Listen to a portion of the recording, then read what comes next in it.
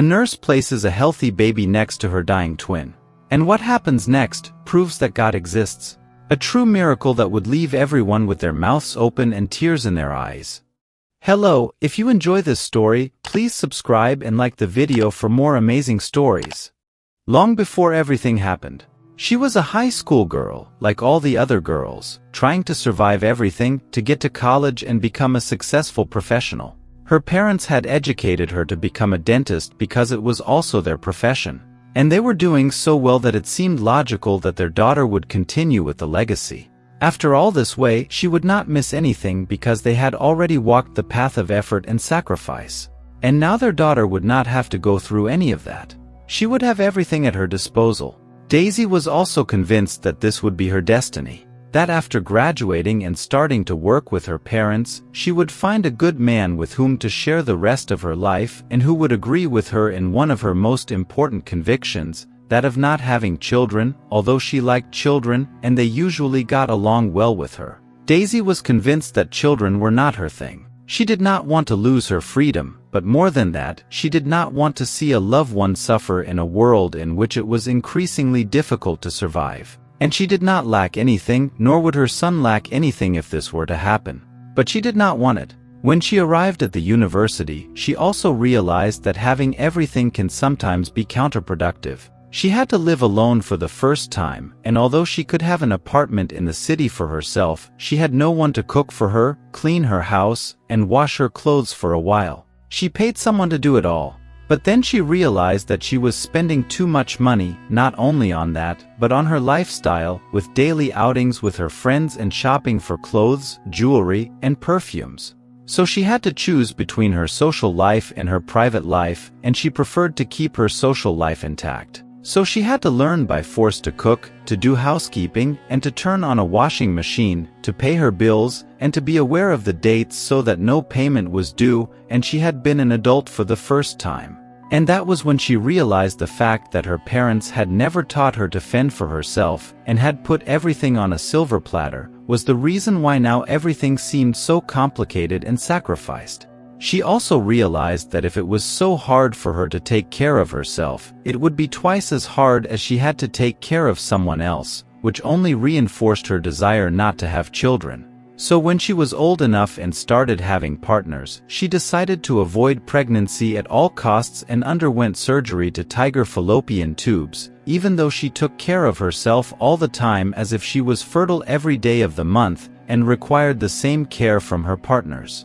She was about to graduate as a dentist, and she had already started working with her parents. By that time, she had a boyfriend with whom she had been in a relationship for a year. He was a boy whom Daisy's parents adored because he was extremely friendly, came from a good family, and had expressed his intention to marry Daisy since he met her. He had his apartment in a brand new family business that would make their daughter even more comfortable than they did, and that made them happy. Plus, he seemed sincerely in love, so there was nothing more he could ask of life. However, Daisy, who had decided children so long ago, had never taken the time to talk sincerely with her boyfriend about the subject. He knew that his girlfriend did not want to have children, and neither did he, but he had never delved into the matter because he agreed with her not to have children at that time, and he believed that she thought the same way, but instead, he left the door open for the future.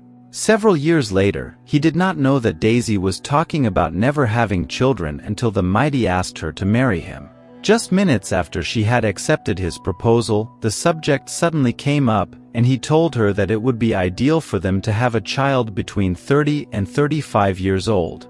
And then she surprised him by saying that she did not want children either at 30 or at 35 or ever, and that upset him in a way that no one had imagined, and blinded by anger. He took her by force without any precaution, wishing that she would get pregnant right there, and now Daisy's body was battered, and her heart was broken, and as soon as she could she ran of her parents' house. Although she didn't tell them anything, they assumed she had argued with her boyfriend and hesitated to let it happen the next day. When he came to pick her up, however, they didn't think it was anything serious and didn't want their daughter to miss the opportunity to be with such a nobleman. So they let him in to talk to her.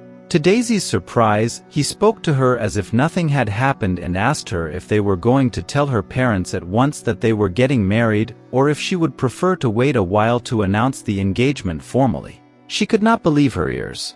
She told him that after what he had done the night before, there was not the slightest possibility of them getting married, and threw him out of the house amid tears and screams. When he left, she told her parents the whole truth, who gave her their full support and told her that she could stay with them as long as she wanted. She took an emergency pill to avoid pregnancy, and finally, she was able to calm down, trusting that everything would be all right, that she would resume her profession and continue with her life as she had always done. But nothing went well because, despite everything she had done to avoid it, Daisy was pregnant with twins. The news did her like a bucket of cold water, and she went into depression for several months. Her parents were by her side all the time, and so were her friends. Everyone tried to calm her down and help her, but it was not until she was a month away from giving birth that Daisy was able to accept her reality and reconcile herself with the idea of being a mother. She achieved it because the day in an ultrasound, she saw that her children were holding hands in the womb. They loved each other so much, even without being born, that Daisy understood that she would also love them of all the strength of her heart, and she could finally wait calmly for the moment of the birth of her adorable creatures. She knew it was not going to be easy, but she had faith that the hardest part was over, namely, what she had to live through with her ex-boyfriend.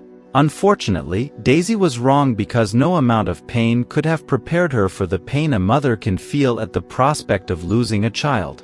The delivery went smoothly, but minutes later the doctor told her that she should prepare herself because one of the two babies might not survive. He was smaller than normal and had been born with a very weak heart, and his heartbeat was getting slower and slower while the other baby had been born completely healthy and at his normal weight, and Daisy felt herself going crazy. When she received the news, the weaker baby could not be held in her arms because he had been taken directly to an incubator, and as she held her other son, she saw in the expression on his face that he was also suffering from feeling separated from his little brother, the one he had held in his hands, and with whom he had shared the wound for so long. So she asked a nurse to take the baby to the incubator with her other son so that if it was God's will, at least the two babies could say goodbye. The nurse agreed, even though it was not allowed, and only a few minutes had passed when a supremely tender scene brought tears to her eyes. There was the healthy baby who had found a way to embrace his little brother, as if he wanted to transmit his strength to him, and the miracle that no one believed possible happened. It only took a few minutes of cuddling for the baby's heart to start beating normally. It only took a couple more weeks in medical care for Daisy to leave the hospital with her two babies, completely happy, because they were both in perfect health. Love had worked a miracle, and she would never tire of giving thanks every day of her life for her two children. What do you think about this story? Thank you for watching this video, and if you enjoyed this story, please don't forget to like and subscribe for more.